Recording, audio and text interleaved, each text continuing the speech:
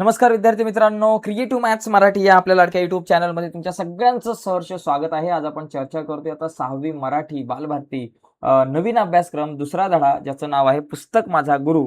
या प्रकरणाचा या धड्याचा आपण स्वाध्याय बघणार आहोत. या धड्यावरच्या प्रश्नांची उत्तरे आज आपण पाहणार आहोत. ओके, तर चला जाऊयात पटकन पुढे जाण्याच्या अगोदर एक रिक्वेस्ट आहे मित्रांनो, जर तुम्ही नवीन असाल आपल्या चॅनलवर, अजूनपर्यंत आपला चॅनल सबस्क्राईब नसेल केला तर आत्ताच आपला चॅनल सबस्क्राईब करून त्या बाजूला असलेलं बेलचं बटन दाबायला विसरू नका. बघा मित्रांनो, पहिला जो प्रश्न आहे कोण ते लिहा. तर आपल्याला इथं लिहिलंय पहिला जो प्रश्न आहे त्याच्यामध्ये तुम्हाला उत्तर समोर दिसत आहे. जसं की मला पुस्तक भेट देणारे कोण? लेखक. त्याच्यानंतर रद्दीतून किलोवर पुस्तक आणून ठेवणारी कोण बाबा? आई जी आहे ती रद्दीतून किलोवर पुस्तकं आणून ठेवायची. त्याच्यानंतर लेखकाला या ठिकाणी पुस्तकातून मिळणारे लेखकाला भेटणारे पुस्तकातून कोण भेटतात? लेखक आणि कवी.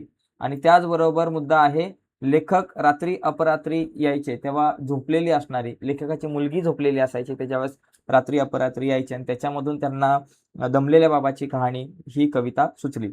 त्याच्यानंतर बघा पुढचा प्रश्न आहे कंसातील योग्य शब्द निवडून रिकाम्या जागा भरा. हे बघा, हे जे काही कृतज्ञता, मैत्री, प्रतिबिंब हे जे शब्द दिसतात तर यांचा वापर या ठिकाणी आपल्याला करायचा आहे रिकाम्या जागा भरताना. जसं की वाचनांमुळे शब्दांशी टिंबटिंब होते तर मैत्री होते, टिंबटिंब आपलं जगणं समृद्ध करतात तर अनुभव, माझ्या बऱ्याच कविता या मला आलेल्या अनुभवांचे टिंबटिंब आहेत तर प्रतिबिंब, आणि गुरुबद्दल नेहमी कृतज्ञता असावी.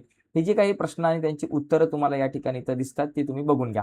पुढचा एक प्रश्न होता की 2-3 वाक्यात उत्तरं लिहा, ज्याच्यामध्ये खेळणी विकत घेण्यापेक्षा पुस्तक विकत घेणं लेखकाला का आवडतं याचं कारण दिलेलं आहे. कारण लेखकाची अगदी लहानपणापासून पुस्तकांशी मैत्री झालेली होती आणि त्यांना वाचनाची एक प्रचंड ओढ होती आणि विकत आणलेली पुस्तकं ते अतिशय आवडीने आणि पटकन वाचून घ्यायचे, म्हणून त्यांना खेळण्यांपेक्षा पुस्तकं विकत घेणं अधिक आवडायचे. दुसरा प्रश्न होता कविता लेखनाबद्दलचा लेखकाचा बालपणीचा अनुभव. तो तुम्हाला इथं स्क्रीनवरती दिसतोय की बाबा लेखक 4थीमध्ये असताना त्यांना पहिली कविता सुचली आणि जी सगळ्यांना खूप आवडली. त्यासाठी त्यांना बक्षीस सुद्धा मिळालं होतं आणि या अनुभवानंतर त्यांची शब्दांशी एक दोस्ती झाली आणि ते कधी दिवसातून एक कविता लिहायचे किंवा कधी दिवसातून 3 कविता लिहायचे तर कधी 3 महिन्यातून 1 कविता, अशा पद्धतीनं ते कविता लिहायचे. तर दिवसातून 1 च्या ऐवजी आपण इथं 3 हा शब्द करूयात. कधी दिवसातून 3 कविता लिहायचे तर कधी 3 महिन्यातून 1 कविता ते लिहायचे. ओके, पुढे बघा.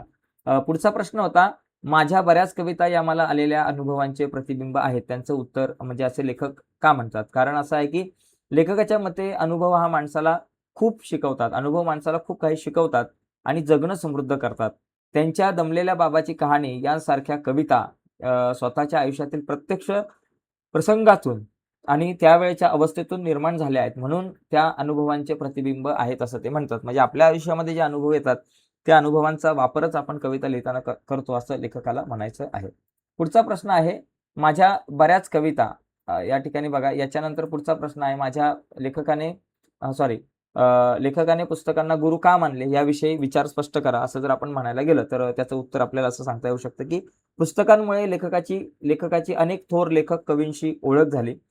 तसेच एकाच विषयावर वेगवेगळ्या साहित्यिकांनी कसे लेखन केले हे त्यांना समजले. ज्यांच्याकडून आपल्याला प्रेरणा, विद्या, कौशल्य आणि ज्ञान मिळतं ते आपले गुरु असतात आणि हे सर्व लेखकाला पुस्तकामधून मिळालं, म्हणून पुस्तकाला लेखकाने गुरु मानलं. पुढचा एक प्रश्न आहे चौथा, पाठामध्ये वर्णन केलेल्या विधानांची कारणे लिहा. तर या कारणे लिहित असताना बघा, पहिला आहे लेखकाची पुस्तके पटकन वाचून पूर्ण व्हायची. त्याचं कारण काय की लेखकाचा वाचनाचा वेग चांगला होता, त्यामुळे ते विकत आणलेली किंवा ग्रंथालयातून आणलेली पुस्तके अतिशय वेगाने पूर्ण वाचत. म्हणजे वाचनाचा स्पीड म्हणा, त्यांचा वाचनाचा वेग अतिशय चांगला होता. त्याच्यामुळे त्यांच्या हातामध्ये जी पुस्तकं यायची ती अतिशय वेगाने वाचून पूर्ण करायचे. ओके, पुढचा प्रश्न बघा या ठिकाणी आपल्याकडे काय आहे की कवीने सगळ्या प्रकारचे वाचन करावे. कारण काय माहिती का, वाचनामुळे आपली शब्दांशी मैत्री होते आणि शब्दांसारखे शब्द हे भाषेमध्ये खूप वेगवेगळ्या प्रकारे असू शकतात. हे वेगवेगळ्या लेखकाच्या लिखाणातून आपल्याला उमगतं आणि तसेच वाचनामुळे शब्दांकडे चौफेर बघण्याची दृष्टी प्राप्त होते. म्हणजे आपण पुस्तकं वेगवेगळ्या प्रकारची वाचतो आणि ती पुस्तकं वाचल्यामुळे आपल्याला शब्दांशी मैत्री होते. त्यामुळे आपण पुस्तकं वाचणं खूप महत्त्वाचं आहे, वाचन करणं खूप महत्त्वाचं आहे. पुढचा एक प्रश्न आहे आपला, दमलेल्या बाबाची कहाणी ही कविता ऐकल्यावर बऱ्याच लोकांचे डोळे पाणावलेले असायचे. याचं कारण बघा इथं स्क्रीनवरती दिसतंय की ही कविता ऐकल्यावर लोकांना वाटायचं की लेखकाने त्यांचीच व्यथा किंवा त्यांचंच दुःख मांडलेलं आहे. ज्या मुलांसाठी बाबा रात्रंदिवस कष्ट करतात त्यांनाच ते वेळ देऊ शकत नाहीत, ही अस्वस्थता या कवितेतून व्यक्त झाल्यामुळे ती ऐकून लोकांचे डोळे जे आहेत ते पाणावलेले होते. डोळ्यामधून लोकांच्या पाणी येत होतं. पुढचा प्रश्न या ठिकाणी यातला असा आहे, की एक वेगळा आहे, शब्दांकडे चौफेर बघता आलं पाहिजे. या वाक्यात तुम्हाला समजलेला अर्थ. आपण या प्रश्नाचं उत्तर वेगवेगळं असू शकतं. प्रत्येक ठिकाणी प्रत्येक विद्यार्थ्याला वेगळ्या प्रकारे आकलन या प्रश्नाचं होईल. जसं की आपणास सुरुवातीच्या काळात शब्दाला केवळ एका बाजूने बघत असतो. आपण सुरुवातीच्या काळामध्ये ज्यावेळेस वाचन सुरू करतो, तेव्हा शब्दांकडे एकाच बाजूने बघतो. परंतु जेव्हा आपण विपुल पुस्तकांचे वाचन करतो, म्हणजे जास्तीत जास्त पुस्तकांचे वाचन करतो, तेव्हा आपल्याला भाषेचे विविध आयाम म्हणजेच भाषेचे वेगळे पैलू जे आहेत ते हळू आपल्याला समजायला लागतात.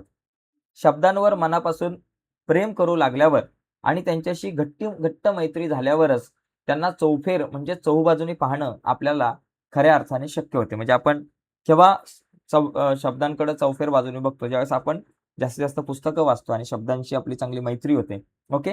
भाषेमध्ये शब्द कितीतरी वेगवेगळ्या प्रकारचे असू शकतात आणि विविध लेखक आपल्या लिखाणात त्यांचा वापर कशाप्रकारे करतो हे आपल्याला अफाट वाचनांमुळेच कळतं.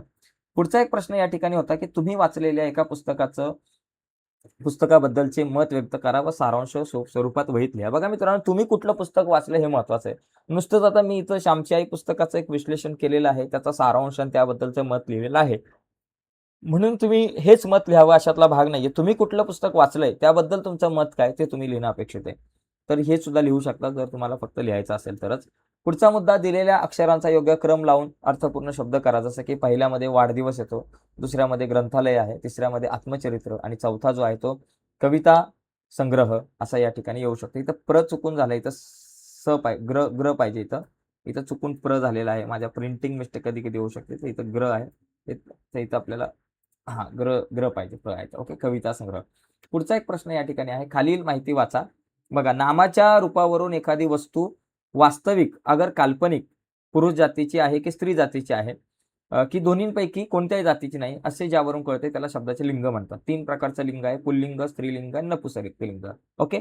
या प्रकारे या मुद्द्यावर आधारित एक प्रश्न आहे, की दिलेल्या शब्दांचे पुल्लिंग, स्त्रीलिंग, नपुंसकलिंग या प्रकारामध्ये वर्गीकरण करा. जसे की पुस्तक, लेखक, कहाणी, वाटचाल. तर इथं यांची उत्तरं तुम्हाला इथं स्क्रीनवरती दिसतात, की लेखक, बाबा, लळा, जन्म, अनुभव, कार्यक्रम हे पुल्लिंग शब्द आहेत. कहाणी, वाटचाल, दिवाळी, रद्दी, कविता, बहीण, मैत्री, भाषा, प्रेरणा या स्त्रीलिंगी आहेत. आणि पुस्तक, डोळे, लहानपण, खेळणी, वाढदिवस, ग्रंथालय, मन, कौशल्य, ज्ञान हे शब्द जे आहेत ते सगळे नपुंसकलिंग आहेत. पुढचा एक प्रश्न होता, की बघा, कृतीतून शिकू म्हणजे तुम्हाला एक उपक्रम आहे. शालेय ग्रंथालयातील तुम्हाला आवडलेल्या पुस्तकाची माहिती पुढील मुद्द्यांच्या आधारे लिहा व वर्गात सादर करा. तुम्हाला एक पुस्तक वाचायचं आहे आणि ते पुस्तक वाचून त्याचं नाव लिहायचंय. त्या पुस्तकाचे लेखक, कवी कोण होते ते लिहायचंय. पुस्तकाचा साहित्य प्रकार जो आहे तो काय आहे, कथा आहे, कादंबरी आहे, काय आहे ते तुम्हाला लिहायचं आहे. मुख्य आशय पुस्तकाचा काय आहे आणि पुस्तक आवडण्याचे कारण लिहायचे. आणि शेवटचा एक प्रश्न होता, की संत, पंत, तंत या काव्य प्रकारांविषयी अधिक माहिती आंतरजालाच्या सहाय्याने मिळवा व वाचा. तर मी इंटरनेटवरून ही माहिती मिळवली आणि ती आता तुमच्या समोर इथं आहे. तर ही माहिती जी आहे हिचा स्क्रीनशॉट वापरून तुम्ही ती माहिती लिहू शकताय. बघा, संत काव्य म्हणजे संतांनी, समाज प्रबोधकांनी भक्ती, नैतिक मूल्य आणि ईश्वर भक्ती यांचा संदेश देण्यासाठी रचलेलं काव्य. पंत काव्य म्हणजे पंडित कवींनी संस्कृतचा प्रभाव असलेल्या अलंकारयुक्त व शास्त्रीय पद्धतीने रचलेलं काव्य. आणि तंतकाव्य म्हणजे शाहिरांनी लोकजागृती, शौर्य, इतिहास आणि सामाजिक विषयांवर असलेले काव्य असं आपण या ठिकाणी म्हणू शकतो. तर अशा पद्धतीने मित्रांनो आपण हे जे पहिलं प्रकरण आहे या पहिल्या प्रकरणाचा या ठिकाणी स्वाध्याय जो आहे तो आपण बघितलेला आहे. तर आजच्या चर्चेत तिथेच थांबूयात. नक्कीच तुम्हाला व्हिडिओ आवडले असेल तर व्हिडिओला लाईक करा. नवीन असाल चॅनलवर, अजूनपर्यंत तुम्ही आपला चॅनल सबस्क्राईब नसेल केला तर आत्ताच आपला चॅनल सबस्क्राईब करून त्या बाजूला असलेलं बेलचं बटन दाबा, जेणेकरून आम्ही अपलोड केलेल्या प्रत्येक नवीन व्हिडिओची नोटिफिकेशन तुमच्यापर्यंत पोहोचेल. बाय मित्रांनो, धन्यवाद सर्वांना.